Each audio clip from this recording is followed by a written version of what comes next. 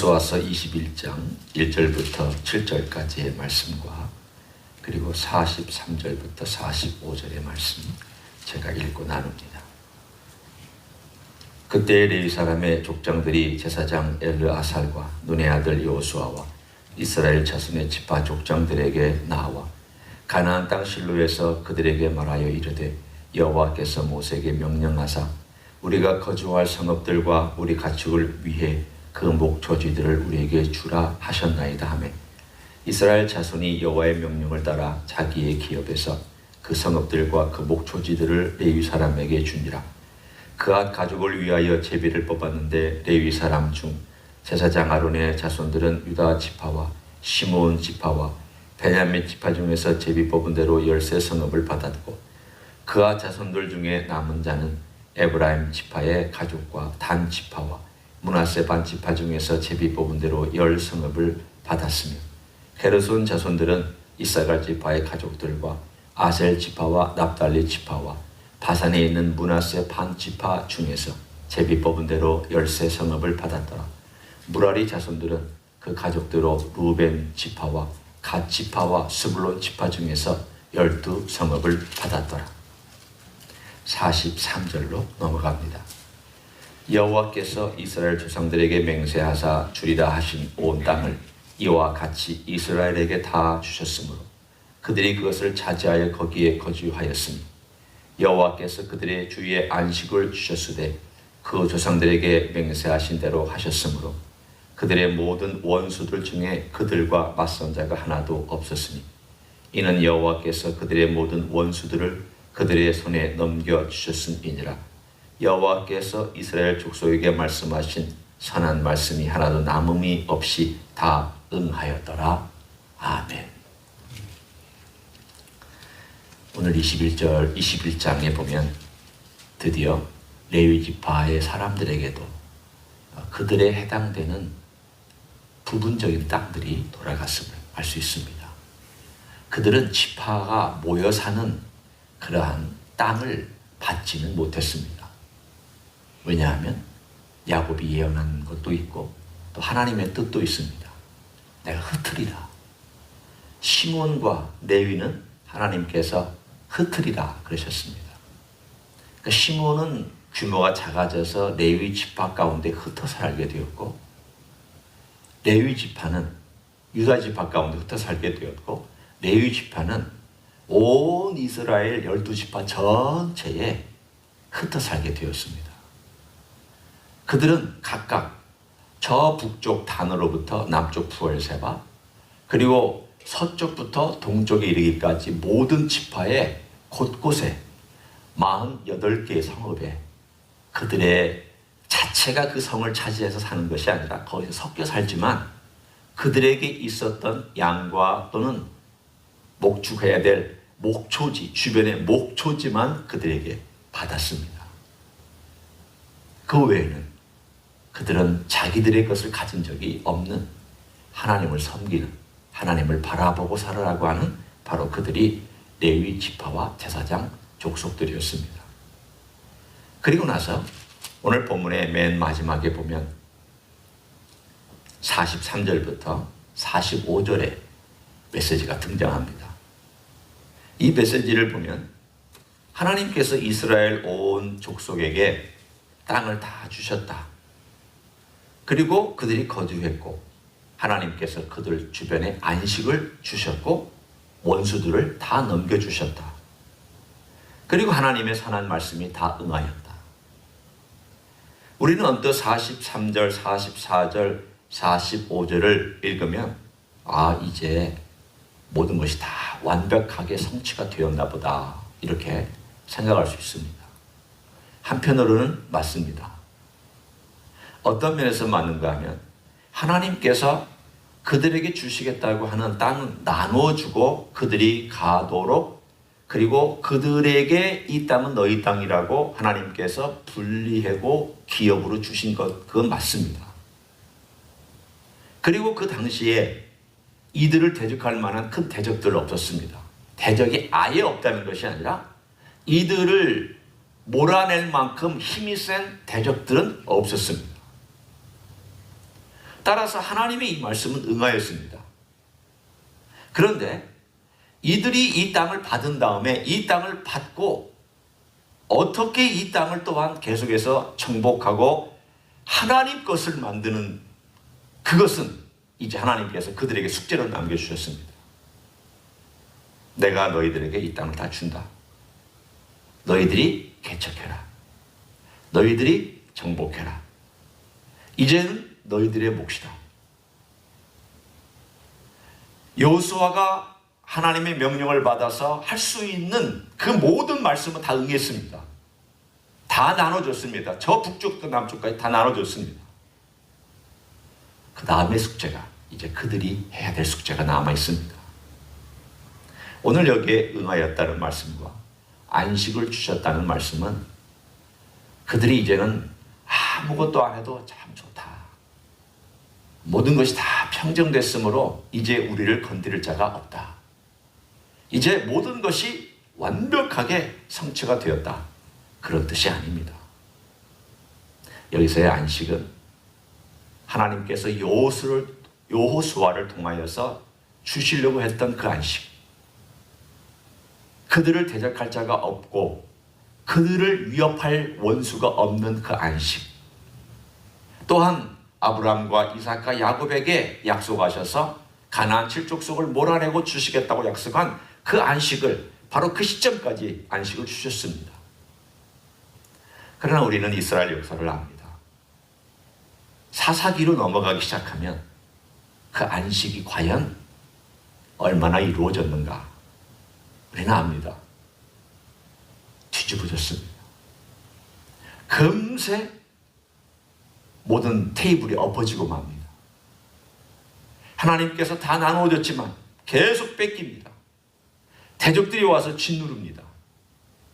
그리고는 하나님 도저히 이렇게는 못 살겠습니다 라고 하면 그때 또 하나님이 나타나셔서 사사를 보내주셔서 그들을 구원해냅니다. 그러면 잠시 안식을 얻습니다. 잠시 안식을 얻습니다. 그러다 그 사사가 죽으면 또 뒤집어집니다. 또 엉망이 됩니다. 결국 그 안식은 나중에 다윗 때에 와서 다윗이 조금 길게 그 안식을 그들에게 주었지만 여전히 이스라엘 역사의 전체를 통하여서 한 번도 안식다운 안식을 얻은 적이 없습니다. 다만 다윗 때와 솔로몬 때에 그 맛을 조금 보고 그래서 그 다윗 때와 솔로몬 때에 무화과 나무 아래서 이스라엘 사람들이 제일 좋아하는 구절 중 하나가 무화과 나무 아래서 머물면서 거기에서 평화를 누리는 그 삶을 얘기하는데 그때가 다윗 때를 의미하고 있습니다. 그러면 도대체 성경에서 얘기하고 있는 안식을 얻었다고 그랬는데 왜 안식을 얻지 못했으며 이 안식이라는 것은 무엇을 의미하고 있는지 오늘 우리는 히브리서 4장에 가서 함께 말씀을 같이 나누려고 합니다. 히브리서 4장을 한번 보겠습니다. 하나님께서 이스라엘 사람들에게 선물로 땅을 주셨습니다. 여호수아는 믿음으로 그 땅에 들어갔습니다.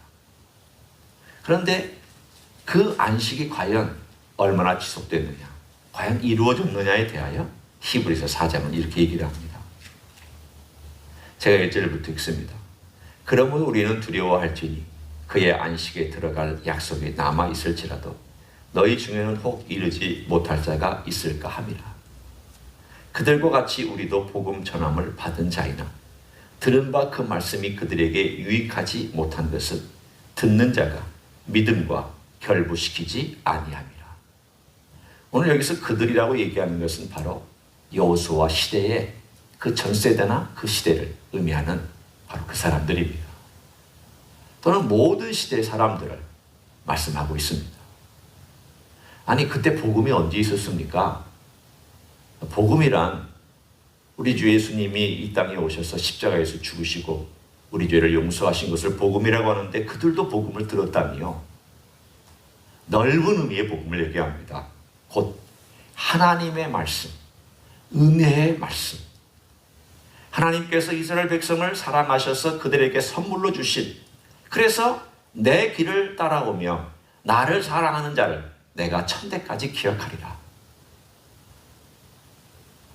내 일에 순종하는 자를 내가 복주리라. 마음을 다하고 뜻을 다하고 정성을 다하고 힘을 다하여 너희 하나님 여호와를 사랑하라. 이 복음을, 그리고 이웃을 사랑하라 라고 하는 이 복음을 그들도 들었습니다. 넓은 의미의 복음입니다. 그런데 왜 그들이 안식을 얻지 못했을까? 거기에 대해서 히브리 성경은 뭐라고 말씀하냐면, 히브리어는 우리들에게 말씀하기를 그들이 들었다. 이미 그들도 복음을 들었다. 그런데 믿음과 결부시키지 못했다. 여기서 결부시킨다는 말을 제가 간단하게 이렇게 설명을 합니다. 여러분은 결부시킨다는 말의 의미를 이미 알고 계실 겁니다. 이것은 소화한다는 뜻이기도 합니다. 이것은 이 안에서 흡수한다는 뜻이기도 합니다. 이것은 조화롭게 맞물린다는 뜻이기도 합니다. 우리는 기어가 돌아가는 것을 압니다. 여기에 하나님의 은혜의 기어, 말씀의 기어가 여기 하나 딱 있습니다. 그런데 이 기어가, 이 은혜가 놀랍게 역사해서 우리 안의 삶을 변화시키고, 이 은혜가 내 삶에 효력이 있고 유효한 은혜가 되려면 이 믿음이라는 이 톱니바퀴에 가서 딱 맞물려야 됩니다. 그래야 이게 내 안에서 작동하고 그것이 유효한 역사가 일어나기 시작합니다. 아무리 은혜가 돌아가도, 아무리 은혜가 내려와도 믿음이 그 안에 딱 결부되어서 붙여있지 아니하면 이 믿음은 내게 유효하지 않습니다. 들었을 때는 굉장히 은혜가 됐는데 내가 믿음으로 반응하지 아니하면 유효하지 않습니다. 들은 건 얼마든지 들을 수 있습니다. 성경도 히브리서도 말씀합니다. 그들도 다 들었다. 계속 들었다. 그런데 그들에게는 안식이 없었다. 왜냐하면 믿음으로 결부하지 못했기 때문이다. 그래서 은혜가 소중하고 믿음 또한 그 다음에 소중합니다. 하나님은 계속해서 우리들에게 좋은 것을 주십니다. 하나님은 좋은 땅 주시기를 원합니다. 여기서 좋은 땅이란 그들에겐 땅이지만 우리에게는 예수 그리스도 안에서의 안식과 복입니다. 이 땅에서 예수 믿는 사람들이 누리는 그 축복이 얼마나 많은지를 누리는 사람은 압니다. 그분이 주신 평안, 세상이 감당 못합니다. 그분이 주신 놀라운 감격, 십자가의 은혜, 용서받은 기쁨, 자유함, 세상 사람들은 모릅니다. 예수 안에 들어와 보지 않으면 모릅니다. 예수님에게 항복하고 나서, 예수님에게 모든 드리고 나서 그분으로부터 오는 자유와 은혜와 느낌과 평안과 그 모든 것들을, 세상에 이런 복이 있나? 내가 왜 진작에 이걸 모르고 살았지? 보물을 발견한, 그 보물을 발견한 사람은 이 세상에 있는 것들은 다 사도 바울이 고백한 것처럼 찌꺼기와 같은 것밖에 되지 않습니다. 그 보물이 너무 크니까. 그 보물을 발견한 사람은 그 은혜가 엄청난 것을 발견한 내용이 사람입니다. 은혜는 절대 적지 않습니다. 은혜의 용량과 은혜의 퀄리티는 절대 떨어진 것이 없습니다. 모두에게 주신 하나님의 은혜는 풍성하고 그 퀄리티는 멋있고 보배와 같으며 아름답고 찬란합니다. 문제가 있습니다. 그 유효하냐 아니냐가 바로 믿음과 결부되어 있느냐. 내가 믿음과 결부했다는 것을 어떻게 알 수 있을까요? 순종의 행위입니다. 내가 믿음과 결부했다는 것은 순종의 행위로 나타나게 되어 있습니다. 믿음과 결부하지 못한 것은 겉도입니다. 다른 믿음의 종류죠. 하나님이 말씀하신 믿음이 아닙니다. 내 삶 가운데서 내가 순종하지 않고 있다. 하나님 말씀을 들었을 때 순종하지 않다는 것은 그 가운데 믿음이 빠져 있다는 뜻입니다. 그러면 그것은 결국은 유효한 은혜가 되지 못합니다. 하나님은 오늘 우리에게 히브리서 4장을 통하여 말씀하십니다. 내가 그것을 지금도 너희들에게 남겨놓고 있다. 내 은혜는 절대 부족함이 없다. 언제든지 들어올 수 있다. 그리고 나는 모든 그리스도인들에게, 교회를 나오는 자들, 나를 고백하는 자들, 특별히 믿음을 갖고 있다고 하는 자들에게 다 나눠주고 그것을 주고 싶은 하나님이다. 그러나 너희들 가운데 들어오지 못하는 자가 있다. 들어와서 누리더라도 많이 누리지 못하는 자가 있다. 여전히 내 창고에 있는 은혜는 풍성하니 너희들이 믿음으로 결부시켜서 이 은혜의 풍성함을 누리며 살아가기를 원한다. 이것이 바로 히브리서 기자가 우리들에게 준 메시지입니다. 사랑하는 성도 여러분, 오늘 안식은 우리의 삶 가운데서 다른 것과 비교할 수 없습니다. 제가 왜 이런 귀한 안식을 진작에 몰랐는지 모르겠습니다. 하나님의 때가 되니까 물론 알려주신 거니까 저는 감사합니다. 지금도 또 깨달아가는 과정 가운데 있습니다. 그러나 주님께 내 삶을 바치고 내 삶의 모든 것이 주님의 것이라는 것을 계속 인정할수록, 계속 주님 앞에 내 자신을 드리고, 또는 다른 말로 얘기하면 항복할수록 주님의 평안과 주님의 다스림이 나를 지배하고 인도해 가는 것을 압니다. 내가 주인이 아니라 주님이 주인이고, 내가 내 인생을 스스로 마스터가 아니라 나의 마스터는 우리 예수님, 주님밖에 없다는 것을 계속 고백할수록, 그래서 자꾸 주님과 믿음으로 결부돼서 내가 주님과 하나됨도 역시 주님께서 은혜로 다가올 때 믿음으로 나 또한 그 은혜에 들어가서 주님과 함께 내가 하나 되는 삶을 살아가는 것이죠. 어떻게 하나 되는 삶을 살아갑니까? 주님이 주신 은혜에 믿음으로 반응하고, 그것이 또한 순종으로 걸어가보고, 순종으로 하나님께 나아가보고, 주님의 말씀을 행해보고, 안 될 때는 고민하고, 또 불순종할 때는 회개하고, 될 때는 감사하고 감격하고, 이런 삶의 반복이 결국은 은혜와 믿음이 멋지게 결부돼요. 그것이 내 삶 가운데서 유효한 효력을 발생하는 풍성한 삶이 될 줄로 믿습니다. 오늘도 주님께서 어떤 은혜를 주실지를 기대합니다. 그 은혜에 믿음으로 반응하시고, 그 믿음 또한 아름다운 효력이 있는 귀한 역사가 있는 믿음이 되시기를 우리 주 예수 그리스도의 이름으로 간절히 축원합니다. 기도하겠습니다. 하나님 아버지, 감사합니다. 여호수아 시대의 사람들은 하나님께 멋진 것을 포텐셜로 받았지만 여전히 불순종의 가능성을 안고 받았습니다. 하나님은 그 땅을 나눠주셨지만 믿음으로 받지 못한 땅도 많이 남아 있었습니다. 역시 우리에게 하나님의 은혜가 효력이 있으려면 믿음이 있어야 된다는 것을 말씀해 주시니 감사합니다. 주님, 이 시대에도 똑같은 원리가 작용되는 줄로 믿습니다. 우리가 교회를 다니고 예수님을 믿는다고 하지만 과연 우리는 우리 주님께서 주시는 말씀과 그 은혜와 모든 것에 대하여 순종함으로 믿음이 있는 것을 드러내고 있는지, 믿음으로 반응하고 있는지 우리의 삶을 다시 한번 돌이키며 주님 앞에 더 나아가기를 원합니다. 주님 앞에 나아갑니다.